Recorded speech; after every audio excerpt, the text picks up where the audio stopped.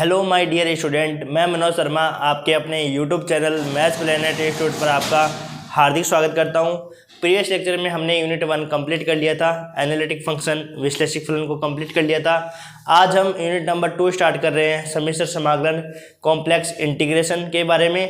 किस प्रकार से हम ये देखेंगे कि भाई कि जो सम्मिश्र फलन होते हैं उनका किस प्रकार से इंटीग्रेशन किया जाता है। तो यूनिट नंबर 2 स्टार्ट कर रहे हैं, सम्मिश्र समाकलन कॉम्प्लेक्स इंटीग्रेशन।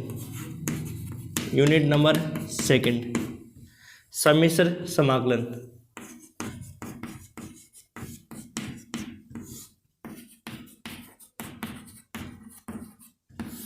Complex integration.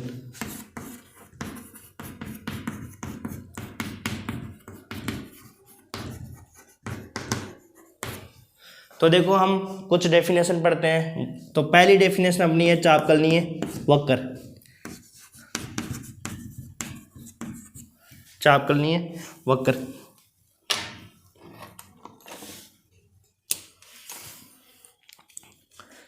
चापकलनीय वक्र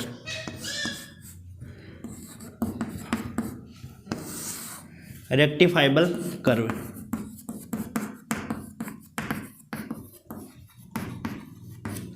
तो रेक्टिफाइबल वक्र की क्या परिभाषा होती है? वह वक्र जो सतत हो तथा जिसकी लंबाई परिमित हो, चापकलनीय वक्र कहलाता है।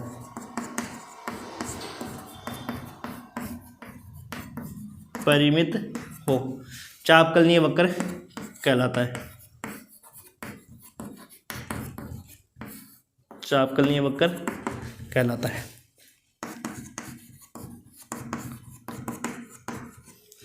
तो देखो चापकलनीय वक्र क्या होता है? वह वक्र जो क्या हो, कंटिन्यूस हो, मतलब कंटिन्यूस हो, ठीक है, कहीं से ब्रेक ना हो, तथा जिसकी लेंथ क्या हो, फाइनाइट हो, परिमित उसकी लेंथ होनी चाहिए, वो आपका क्या कहलाता है? रेक्टिफाइबल कर्व कहलाता है। ठीक है, इसके बाद में जो डेफिनेशन आती है वो आती है आपकी जोरदार चाप। जॉर्डन कर्व, जोरदार वक्र, जॉर्डन कर्व। तो देखो जॉर्डन कर्व क्या होता है? माना सतत चाप सी का समीकरण,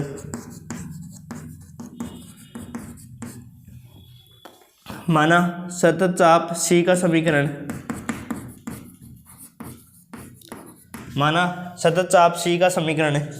z बराबर x T plus iota Y T, तब चाप सी जोरदार वक्र कहलाता है यदि जॉर्डन कर्व कहलाता है, जोरदार वक्र कहलाता है यदि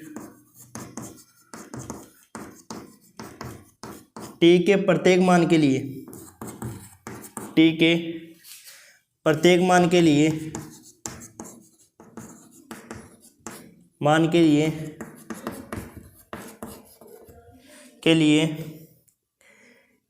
z का केवल एक निश्चित मान हो, केवल एक निश्चित मान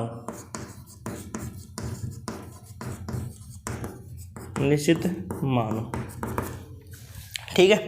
तो देखो जॉर्डन कर्व की क्या डेफिनेशन होती है? माना सतत चाप सी का कोई समीकरण है। क्या समीकरण है? z बराबर x T plus iota Y two. भाई कॉम्प्लेक्स नंबर में होगा ना कोई, तो वो किस प्रकार से होगा? z बराबर x T plus iota Y T, तब चाप सी जॉर्डन कर्व कहलाता है यदि t के प्रत्येक मान के लिए, यदि t का कोई भी एक प्रत्येक मान होगा, उस मान के लिए z का केवल एक निश्चित मान हो, उसको हम क्या कहते हैं? जॉर्डन कर्व कहते हैं, जोरदार वक्र कहते हैं।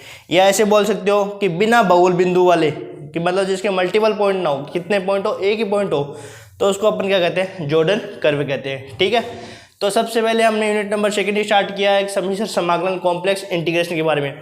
तो सबसे पहले जो डेफिनेशन हमने पढ़ी थी चापकलनीय वक्र के बारे में, कि चापकलनीय वक्र क्या होता है? कि वह वक्र जो क्या हो कंटिन्यूस हो और जिसकी लंबाई क्या हो फाइनाइट हो, उसको अपन क्या कहते हैं, चापकलीय वक्र कहते हैं। ठीक है, क्लियर। फिर इसके बाद में हमने पढ़ा था जॉर्डन कर्व। जॉर्डन कर्व क्या होता है कि मान लें कि कोई सतत चाप सी है, उसका कोई इक्वेशन है। इक्वेशन किस प्रकार से है, जेड बराबर x T plus iota Y T, तब चाप सी जॉर्डन कर्व कहलाता है यदि टी के प्रत्येक मान के लिए क्या हो, जेड का केवल एक निश्चित मान हो, उसको अपन क्या कहते हैं, जॉर्डन कर्व कहते हैं। या इसकी दूसरी डेफिनेशन लिखना चाहो तो ये हो सकती है कि बिना बहुल बिंदु वाले सतत वक्र को क्या कहते हैं, जॉर्डन कर्व कहते हैं। बिना मल्टीपल पॉइंट, जिसके ज़्यादा मल्टीपल पॉइंट नहीं होना, उसको अपन क्या कहते हैं, जॉर्डन कर्व। तो और लगा के इसकी डेफिनेशन लिख सकते हो आप।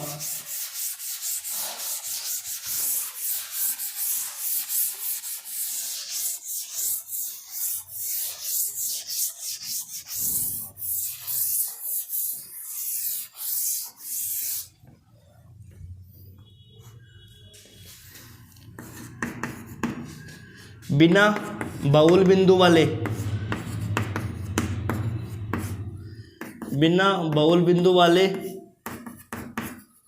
सतत वक्र को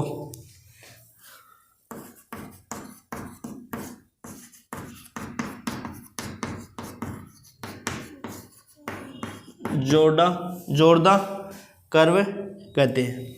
ठीक है, जॉर्डन वक्र कहते हैं कि बिना बहुल बिंदु वाले सतत वक्र को क्या कहते हैं, जॉर्डन कर्व कहते हैं। ठीक है, अब इसके बाद में डेफिनेशन आती है कंटूर की।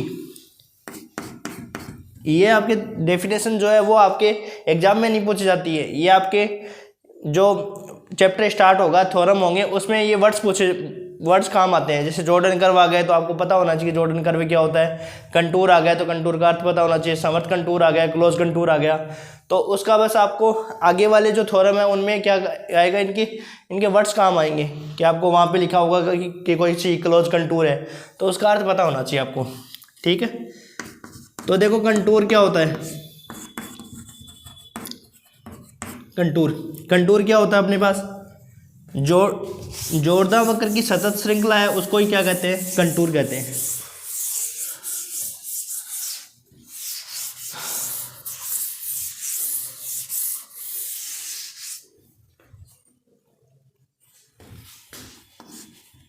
जॉर्डन वक्र की सतत श्रृंखला को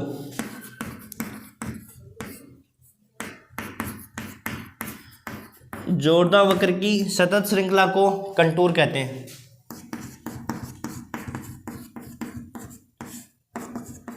कंटूर कहते हैं।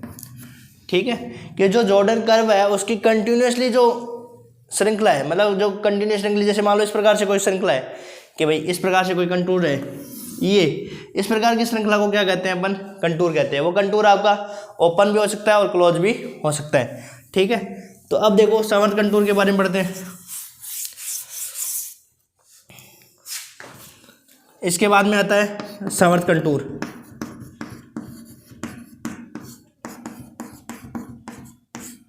क्लोज कंटूर,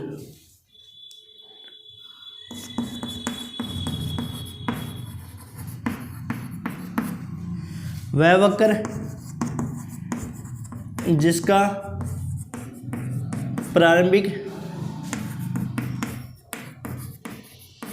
व अंतिम बिंदु, वह वक्र जिसका प्रारंभिक व अंतिम बिंदु समान हो, समर्थ कंटूर कहलाता है।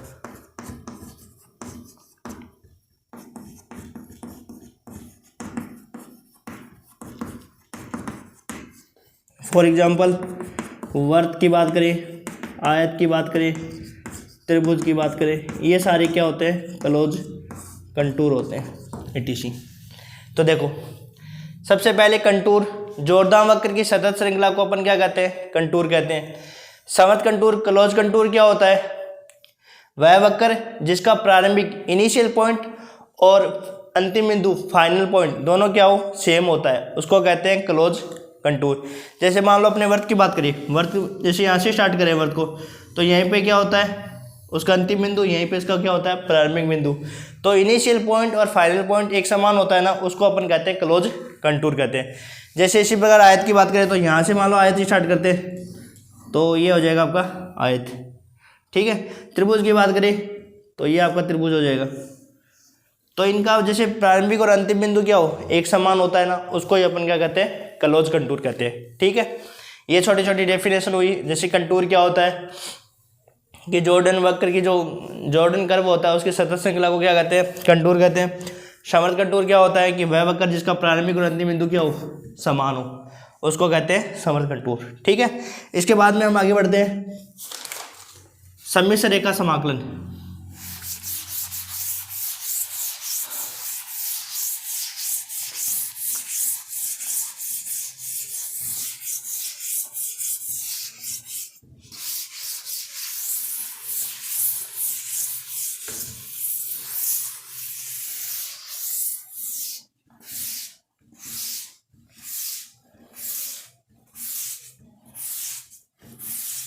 सम्मिश्र रेखा समाकलन, ये इंपॉर्टेंट डेफिनेशन है,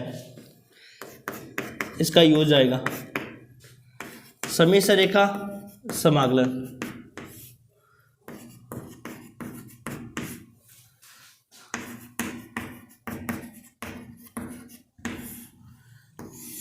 ये जो डेफिनेशन दी थी वो रीमान की डेफिनेशन कहलाती है, रीमान की परिभाषा।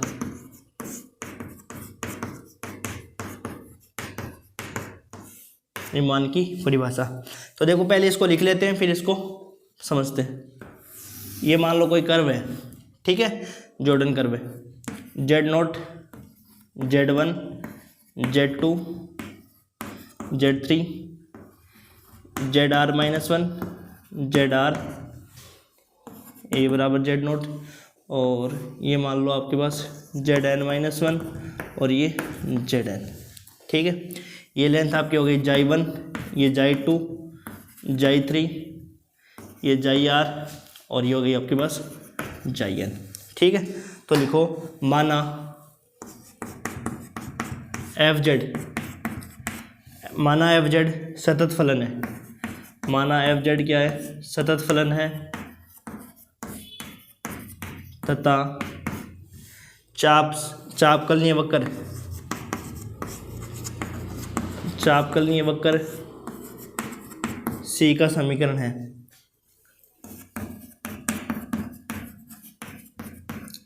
चापकलनीय वक्र C का समीकरण है। Z बराबर XT प्लस आयोटा YT माना, और जो T की वैल्यू है आपके पास वो अल्फा से बड़ी और बीटा से छोटी, माना अंतराल अल्फा बीटा का विभाजन,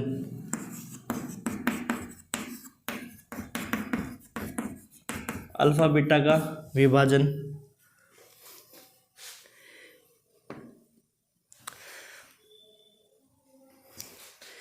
किस प्रकार से विभाजन किया जाता है, अल्फा बराबर T0, T1, T2, T3, Tn equal to beta के संगत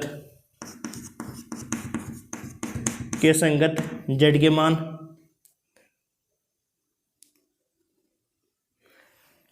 Z के मान A बराबर Z0, Z1, Z2 और Zn इक्वल टू B है, ठीक है। तब योग इसमें अपन ऐसे लिखते हैं, इसको थोड़ा साइड में कर देंगे, थोड़ा अलग कर देते हैं इसको, है ना, दिखेगा नहीं फिर।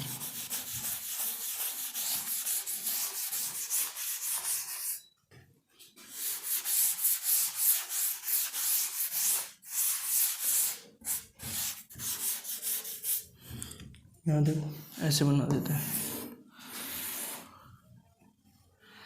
ये इसका चित्र है, इसी का है, ठीक है ना, ऐसे दिख जाएगा। ये हो गया आपका Z0, A बराबर Z1, Z2, Z3, ZR-1, ZR, Zn-1, Z N equal to B. तो इसको कह दिया जाई 1, इसको कह दिया जाई 2, इसको कह दिया जाई 3, इसको कह दिया जाई आर और इसको कह दिया जाई एन। ठीक है, तो ये देखो इसी का चित्र है। ठीक है ना भाई, इसमें बीच में लिखते तो फिर ये समझ नहीं आता चित्र। तो इस प्रकार से चित्र है। तो देखो क्या होगा, माना एफ जेड क्या एक सतत फलन है। ये जो एफ जेड है वो अपने मान लिया एक फंक्शन क्या है, वो क्या है, कंटिन्यूस फंक्शन है। तथा एक चापकलीय वक्र सी का समीकरण मान लिया क्या, जेड बराबर x T plus iota Y t, जहाँ पे टी की वैल्यू कहाँ से कहाँ तक है, अल्फा से लेकर बीटा तक है। अब देखो एक अंतराल दे रखा है अपने को, अंतराल क्या दे रखा है, alpha beta, close interval alpha beta दे रखा है। तो इसका विभाजन कैसे करते हैं, देखो आपने second year BSc second year में एक बुक पढ़ी होगी, कौन सी, रियल एनालिसिस। उसमें आपकी यूनिट नंबर जो 3rd थी, वो यूनिट नंबर 3rd थी रीमान समाकलन की। देखो ये डेफिनेशन भी वैसे रीमान समाकलन, रीमान की तो डेफिनेशन है। तो रीमान ने एक जो अंतराल है उसका विभाजन कैसे करना बताया था, एक जो इंटरवल है उसका विभाजन करना कैसे बताया था, विभाजन करना ऐसे बताया था कि जो पहला पॉइंट होगा वो पहले बिंदु के बराबर होगा और लास्ट वाला पॉइंट किसके बराबर होगा, इसके बराबर होगा। ठीक है, तो अल्फा बराबर t naught T1 T2 T3 and so on Tn equal to beta. उसके संगत जो z के मान है वो किस प्रकार से होंगे, a बराबर z note z1 z2 z3 और लास्ट वाला पॉइंट किसके बराबर होगा, zn इक्वल टू बी के। तो जो अंतराल अल्फा बीटा है उसका विभाजन तो हमने इस प्रकार से कर दिया। जो ये वाली लेंथ है, ये जो जॉर्डन कर्व है, वो क्या दे रखा है कि जो इनके संगत z नोट z1 z2 के मान है वो किसके बराबर होगा, जो पहला बिंदु होगा वो तो a बराबर z नोट होगा और लास्ट वाला बिंदु zn बराबर क्या होगा, b होगा। ठीक है, तो देखो ये एक समीकरण मान ली, फिर हमने अल्फा बीटा का विभाजन मान लिया। तो अल्फा बराबर t naught T1 T2 T3 Tn equal to beta और उसके संगत z के मान के ये मान लिया। ठीक है, अब देखो तब अब इसका योग करेंगे तो योग किसके बराबर होगा, तब योग क्या होगा बताओ, एफ जाई 1, ये जो लेंथ है ना एफ जाई 1 के बराबर होगा और उसकी जो लेंथ होगी z1 माइनस जेड नोट की, प्लस इसी प्रकार एफ जाई 2 और ये जो दूरी है वो क्या है, z2 minus z1 minus z0 और z2 माइनस z1, फिर एफ जाई 3 और z3 minus z2 minus z2 and so on. Last में क्या आ जाएगा, f xi n equal to zn minus 1। ये आपका क्या हो जाएगा, योग हो जाएगा। तो इसको अपन समेशन की फॉर्म में लिखें तो क्या हो जाएगा, summation r equal to 1 to n F xi r और जेड आर माइनस 1। ठीक है, ये आपका क्या हो जाएगा, योग हो जाएगा। तो एक बार देखो वापस समझ लो कि जो सम्मिश्र रेखा समाकलन है, ये परिभाषा जो हम पहली वाली थ्योरम करेंगे उसमें बहुत इंपॉर्टेंट परिभाषा है। ये जो मोस्ट इंपॉर्टेंट परिभाषा है ये आपके काम आएगी उसमें। ठीक है, तो सम्मिश्र रेखा समाकलन इसको कहते हैं रीमान की परिभाषा। देखो आपके भाई मान लो कोई भी यूनिवर्सिटी हो, मान लो जिसमें 1 नंबर का क्वेश्चन आता है उसमें आपको ये पूछ सकता है कि सम्मिश्र रेखा समाकलन रीमान की परिभाषा लिखिए, तो आपको ये सब कुछ लिखना पड़ेगा। तो क्या लिखना है कि माना एफ जेड एक क्या है, सतत फलन है तथा एक चापकलीय वक्र सी का समीकरण क्या है, जेड बराबर x T plus iota Y t और जो टी का मान है वो अल्फा से और अल्फा बीटा के अंतराल के बीच में है। तो अल्फा से बड़ा और बीटा से मतलब एक क्लोज इंटरवल दे रखा है। और माना अंतराल अल्फा बीटा का विभाजन किस प्रकार से मानेंगे कि जो पहला मान होगा वो तो किसके बराबर होगा, टी नोट के बराबर हो जाएगा, फिर T1 T2 T3 और Tn इक्वल टू बीटा के बराबर। और जिसके संगत जो z के मान होंगे वो क्या होंगे, a बराबर z note z1 z2 z3 और लास्ट वाला पॉइंट हो जाएगा zn इक्वल टू b के बराबर।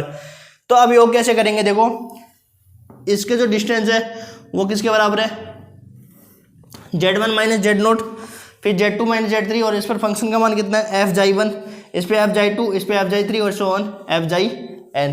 ठीक है, तो एफ जाई n zn माइनस 1। तो इसको समेशन के फॉर्म में लिखेंगे तो summation of r equal to 1 to n F xi are Z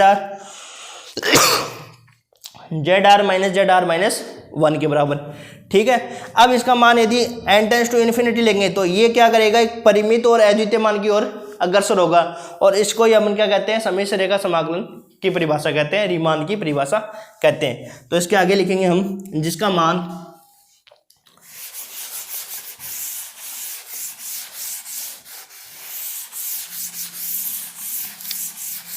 जिसका मान n टेंस टू इन्फिनिटी लेनी पड़ेंगी। तो n टेंस टू इन्फिनिटी लेंगे तो सारे पॉइंट क्या हो जाएंगे, पास पास में आ जाएंगे, क्योंकि यहाँ पे जो पॉइंट ले रखे हैं वो हमने कितने ले रखे हैं, n ले रखे हैं, लेकिन n का मान टेंस टू इनफाइनाइट करेंगे तो n इन्फिनिटी का मतलब ये होता है कि बहुत सारे बिंदु लेंगे, तो बहुत सारे बिंदु लेंगे तो ये सारे बिंदु क्या आ जाएंगे, पास पास में आ जाएंगे। तो देखो जिसका मान यहाँ लिखेंगे आगे, जिसका मान n टेंस टू इन्फिनिटी लेने पर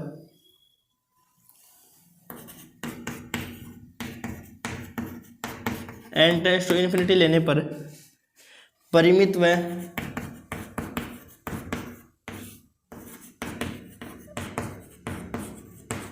अद्वितीय राशि की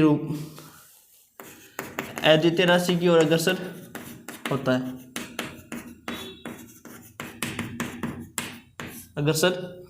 है,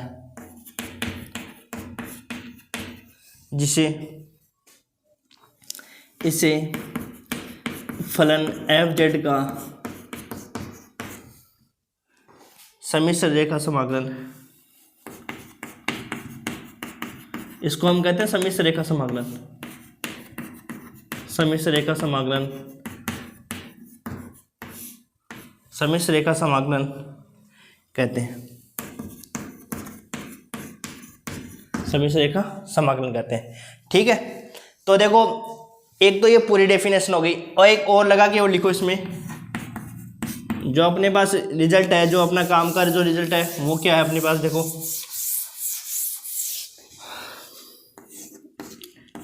जो उस फंक्शन का यदि अलोंग टू अपन कर्व सी के अकॉर्डिंग इंटीग्रेशन करें तो वो किसके बराबर होगा, limit n tends to infinity summation of r equal to 1 to n f zr minus 1।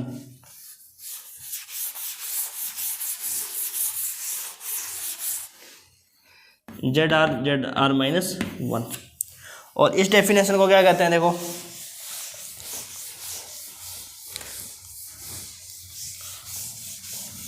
जिसे फलन f(z), जिसे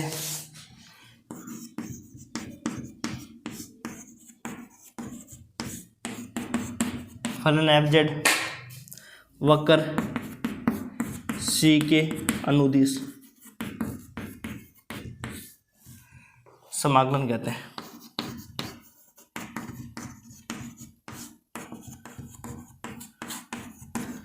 ये डेफिनेशन अपनी इंपॉर्टेंट है, ये काम की डेफिनेशन अपनी।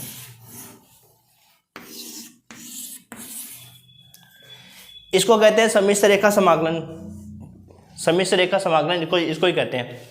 देखो अब वापस समझो इसको, क्या परिभाषा थी, एक हमने क्या मान लिया था, जॉर्डन कर्व मान लिया था, और हमने क्या किया था कि एक सतत चापकलनीय वक्र सी का समीकरण ले लिया था। क्या समीकरण था, xt प्लस आयोटा yt, और जहाँ पे t की वैल्यू कहाँ से कहाँ तक थी, अल्फा और बीटा के बीच में थी, अंतराल था एक अल्फा बीटा का। ठीक है, तो अल्फा बीटा का जो विभाजन है वो किस प्रकार से विभाजन किया था हमने, कि अल्फा बराबर तो t0 t1 t2 t3 और tn इक्वल टू बीटा। ठीक है, और उसके संगत z के मान अपन ने क्या मान लिए थे, a बराबर z0 z1 z2 z3 और so on zn equal to b। तो यहाँ देखो एक कर्व माना था हमने, एक चापकलनीय वक्र माना था, कर्व माना था। तो देखो कर्व क्या था अपने पास, ये था अपने पास a बराबर z0 z1 z2 z3 zr minus 1 zr zn minus 1 और ये zn, और इसकी लेंथ हो गई j1 j2 j3 jr और ये होगी jn। ठीक है, तो z बराबर xt प्लस आयोटा bt और अल्फा बीटा का विभाजन इस प्रकार मान लिया। तब देखो कि हमने इसका क्या किया, योग किया। तो योग किसके बराबर हुआ, देखो f j1 और z1 minus z0 plus f j2 z2 minus z1 plus f j3 z3 minus z2 and so on f jn zn minus zn minus 1। ठीक है, तो अब इसको क्या लिख सकते थे हम, समेशन की फॉर्म में summation of are equal to 1 to n F xi are Z are minus 1, ये आपकी क्या हो गई सम्मिश्र रेखा समाकलन की परिभाषा हो गई। ये भी लिखा था लास्ट में, जिसका मान यदि n टेंड्स टू इन्फिनिटी, अब यहाँ पे यदि लिमिट और लगाए, limit n tends to infinity लगाएंगे तो इसका मान जो है वो परिमित और अद्वितीय मान की ओर क्या होगा, अग्रसर होगा। और इससे ही क्या कहते हैं, फलन एफ जेड का सम्मिश्र रेखा समाकलन, कॉम्प्लेक्स लाइन इंटीग्रल, इसको कहते हैं सम्मिश्र रेखा समाकलन। तो आपके एग्जाम में कैसे पूछा जाएगा कि सम्मिश्र रेखा समाकलन की परिभाषा लिखो, या रीमान की सम्मिश्र रेखा समाकलन की परिभाषा लिखो। तो यही रीमान की सम्मिश्र रेखा जो समाकलन की परिभाषा होती है। और इसे शॉर्ट फॉर्म में देखो इस प्रकार से लिखते हैं कि जो c F Z D z है अलोंग टू सी कर्व है, इसका मतलब होता है अलोंग टू सी कर्व है।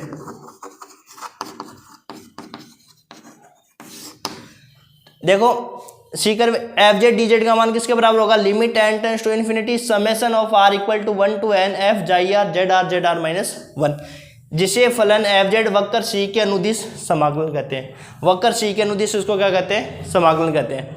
अब देखो ये डेफिनेशन आपको थोड़ा अजीब सी लग रही होगी, लेकिन जैसे हम इस पे न्यूमेरिकल करेंगे तो आपको अच्छे से क्लियर हो जाएगा। और इस सम्मिश्र रेखा समाकलन की परिभाषा को हम जो पहली थ्योरम करेंगे उस थ्योरम में अप्लाई करेंगे तो आपके अच्छे से और क्लियर हो जाएगी डेफिनेशन, ठीक है। और एक बार आप उसको पढ़ने की कोशिश भी करना तो आपको अच्छे से क्लियर होगी। अब देखो एग्जाम्पल करते हैं इस पे बेस।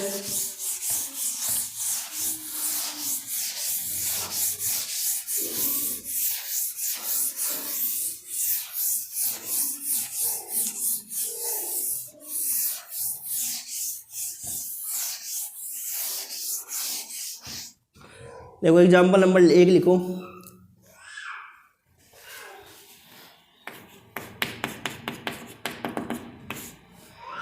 निम्न समाकलन का मान ज्ञात कीजिए।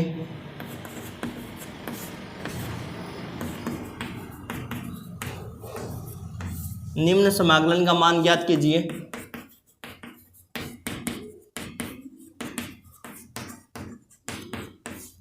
ज्ञात कीजिए एफ जेड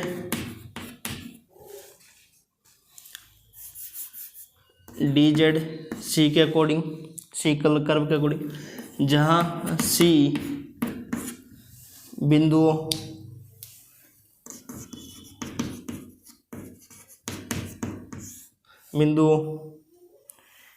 ए तथा बी को मिलाने वाले कोई चापकलनीय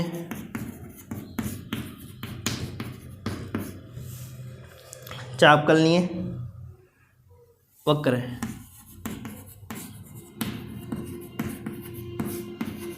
चापकलनीय वक्र है, ठीक है। तो देखो इसका मान निकालना है अपने को। इंटीग्रेशन दे रखा है along to c d z का।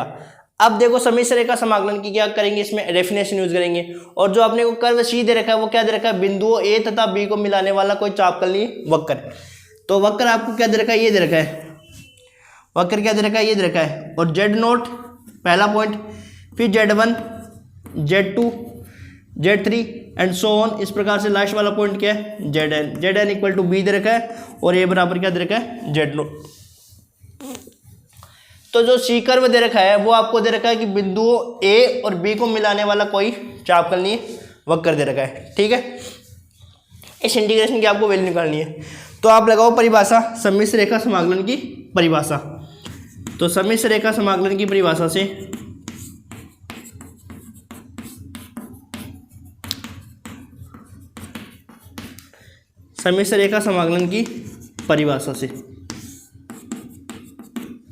तो क्या परिभाषा होती है अपने पास, C F Z D Z equal to limit N tends to infinity summation of are equal to 1 to n F xi are Z are minus 1, ये परिभाषा हो जाएगी।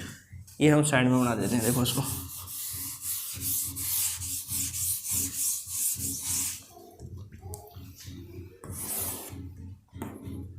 Z naught Z1 Z2 Z3 and so Zn equal to b, ये कोई चापकलनी वक्र है, ठीक है। तो ये समिश्र रेखा की क्या होती है, समिश्र रेखा समाकलन की परिभाषा होती है, ठीक है। अब देखो इसे कंपैरिजन करो, इस इंटीग्रेशन से इस इंटीग्रेशन की कंपैरिजन करो, तो एफ जेड के स्थान पर क्या दे रखा है अपने को, 1 दे रखा है। एफ जेड के स्थान पर क्या दे रखा है, 1 दे रखा है, ठीक है। तो हम देखो ये जो फंक्शन आपको क्या दे रखा है, कांस्टेंट फंक्शन दे रखा है, एफ जेड इक्वल टू 1 दे रखा है। तो आपको पता है कि भाई एफ एक्स इक्वल टू 4 दे रखा है, तो उसमें आप कितने भी रखो, F4 रखो भी तो भी 4 मिलेगा, F2 रखोगे तो भी 4 मिलेगा, यही मिलेगा। तो इस प्रकार का फंक्शन क्या होता है, कांस्टेंट फंक्शन। तो इसमें आप जेड रखो चाहे कुछ भी रखो, आपको 1 ही देगा हमेशा। तो यदि मान लो मैं एफ जाई आर रखूँ तो भी कितना मिलेगा, 1 ही मिलेगा। तो यहाँ देखो रखो इसका मान अलोंग टू कर्व सी, और एफ जेड का मान अपने को पता है कि 1 है, तो 1 इंटू डी जेड लिखो चाहे डायरेक्ट डी जेड लिख दो, ठीक है। Limit n tends to infinity summation of r equal to 1 to n, F xi r का मान बताओ 1 है, और इसमें आपको दे रखा है जेड आर माइनस 1। इतना समझ में आ गया क्या आपको, कुछ नहीं किया है, एफ जेड का मान इसे कंपैरिजन किया है। तो यहाँ पे एफ जेड का मान कितना है, 1 है, तो यहाँ पे 1 रख दिया। फिर यहाँ पे देखो ये जो फंक्शन है वो आपका कांस्टेंट फंक्शन है। तो कांस्टेंट फंक्शन में क्या होता है कि आप जेड रखो चाहे कुछ भी रखो वो एक ही वैल्यू देगा। तो इसका जो ये फंक्शन है वो कांस्टेंट फंक्शन है, एफ जेड रखने पर क्या मिलेगा, 1 मिलेगा। तो जाई आर रखोगे तो भी 1 मिलेगा, क्यों, क्योंकि कांस्टेंट फंक्शन में जैसे एफ एक्स इक्वल टू 4 है, तो यदि एक्स रखने पर 4 देता है तो 4 रखो चाहे 5 रखो, कितने भी वैल्यू रखो, कोई इफेक्ट नहीं पड़ेगा। तो ये क्या होता है, कांस्टेंट फंक्शन है। तो अब देखो क्या करेंगे, अब इसका समेशन खोलेंगे। तो समेशन कैसे खोलोगे, r बराबर 1 रखोगे, फिर 2 रखोगे, फिर 3 रखेंगे। तो देखो क्या होगा आगे,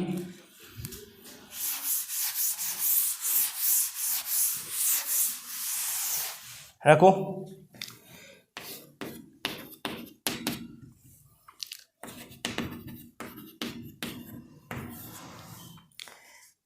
Z1 माइनस Z0, 1 रखा तो Z1 मिला, यहाँ पे Z0 मिला। फिर 2 रखेंगे तो Z2 माइनस Z1, फिर 3 रखेंगे तो Z3 minus Z2 plus so on.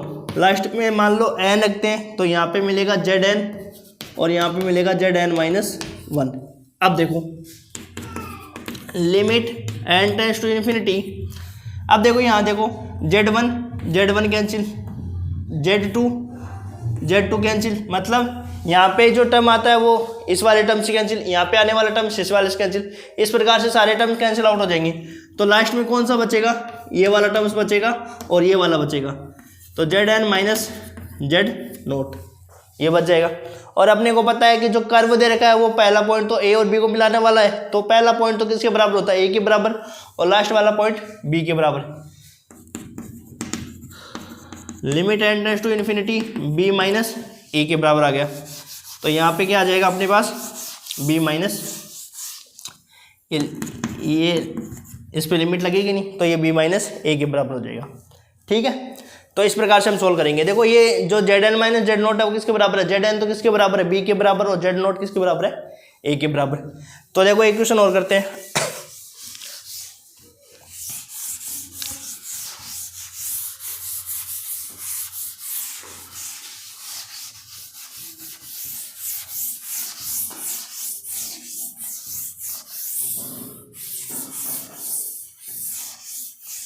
तो देखो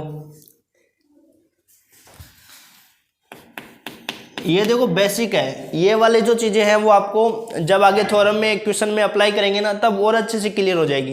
ये स्टार्टिंग में, और स्टार्टिंग का है तो थोड़ा सा बस आपको समझना है इसमें। ये एग्जाम में नहीं आते हैं क्वेश्चन आपके कि भाई ये क्वेश्चन पूछते, एग्जाम में इस प्रकार से क्वेश्चन नहीं आएंगे, एग्जाम में आपके थ्योरम या एग्जाम्पल आएंगे। तो एक बात और बता देता हूँ, देखो एग्जाम में जो आता है ना, एग्जाम में आजकल क्या आने लगा कि पहले क्या होता था कि समेश्वर रेखा, जैसे मान लो कोई भी प्रमेय है कोई नाम से, जैसे आगे इसमें थ्योरम आएगी कोशी का समाकल प्रमेय, तो कोशी का जो समाकल प्रमेय है तो एग्जाम में क्वेश्चन कैसे आएगा, एग्जाम में 2 तरीके से इसके क्वेश्चन आ सकता है। या तो आप कैसे बोल सकता है कि भाई कोशी का समाकल प्रमेय, उसका स्टेटमेंट लिखा हुआ आ सकता है, आपको प्रूफ करवा सकता है। एक आजकल दूसरा जो ट्रेंड में है, मतलब ट्रेंड मतलब ये है कि आजकल जो लेटेस्ट में जिस प्रकार से क्वेश्चन आने लगे वो इस प्रकार से आने लगे कि ऐसे लिखेंगे कोशी का समाकल प्रमेय का कथन लिखते हुए इसको सिद्ध कीजिए। तो 4 नंबर का क्वेश्चन है तो 1 नंबर का स्टेटमेंट रहेगा और 3 नंबर का प्रूफ रहेगा। और जिसके भाई एक एक नंबर के एक एक मार्क्स के यदि क्वेश्चन आते हैं तो उसमें आपके कैसे पूछेंगे कि समय रेखा समाकलन की मान परिभाषा पूछ लेंगे या आपको कोशिका समाकलन प्रमेय का सिर्फ कथन पूछ लेंगे। ठीक है, तो देखो आजकल ये ट्रेंड चलने लगा है कि एग्जाम में थ्योरम है वो नाम से आने लगी कि कोशिका समाकलन प्रमेय को लिखते हुए इसको सिद्ध कीजिए। ठीक है, तो इस प्रकार से एक बार आपको ध्यान देना है। अब देखो एक इम्पोर्टेंट जो पॉइंट है वो आपका ये है कि इसका मान किसके बराबर होएगा। जो along to curve c dz का जो मापांक है इसका मान किसके बराबर होगा, इसका मान होगा वो चाप सी की लंबाई के बराबर होगा। चाप जो भी आर्क दे रखा होगा सी उसकी लंबाई उसकी लेंथ के बराबर होगा। ये बहुत इंपॉर्टेंट है, ये मान के चलो बहुत इंपॉर्टेंट है, आगे थ्योरम में बहुत अप्लाई होता है ये कि जो भी आपको कर्व दे रखा होगा, जो भी आपको क्लोज कंटूर दे रखा होगा उस क्लोज कंटूर की लेंथ के बराबर ये होगा। अब मान लो यदि आपके पास ऐसा आ जाए dz का मापांक इस मॉडुलस आ जाए और आपको यहाँ पे जो कर्व दे रखा है वो मान लो आपको क्या दे रखा है, वर्त दे रखा हो, सर्किल दे रखा हो, तब बताओ ये किसके बराबर होगा। तो जो भी क्लोज कंटूर देगा उस क्लोज कंटूर की लेंथ के बराबर होगा। तो देखो एग्जाम्पल लिखते हैं इसमें, एग्जाम्पल जैसे मान लो पहला एग्जाम्पल लिखते हैं। यदि मान लो सी क्या हो, वर्त है, क्लोज कंटूर वक्र क्या हो आपको, सर्किल है, सी वर्त है जिसकी त्रिज्या आर है, त्रिज्या आर है, तब इसका मान किसके बराबर होगा, वर्त सी की परिधि के बराबर। लंबाई भी क्या होता है, परिधि होती है ना, और परिधि क्या होती है वर्त सी की, 2 पाई आर के बराबर होगा। ठीक है, यदि मान लो ये सी क्या हो, एक वर्ग होता हो,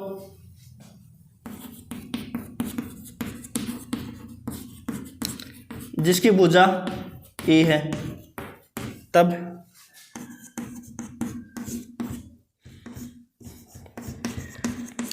तब इसका मान किसके होगा, वर्ग,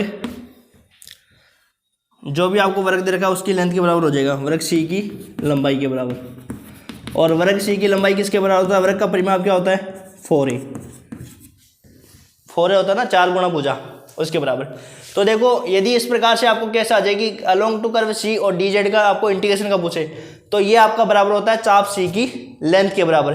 अब यहाँ पे जो भी क्लोज कंटूर दे रखा होगा उसकी लेंथ के बराबर वो मान होगा। यदि मान लो यहाँ पे जो क्लोज कंटूर सी दे रखा है वो आपका एक सर्किल हो गया और जिसकी रेडियस कितनी है, आर है, तो वो किसके बराबर हो जाएगा, 2 पाई आर के बराबर हो जाएगा।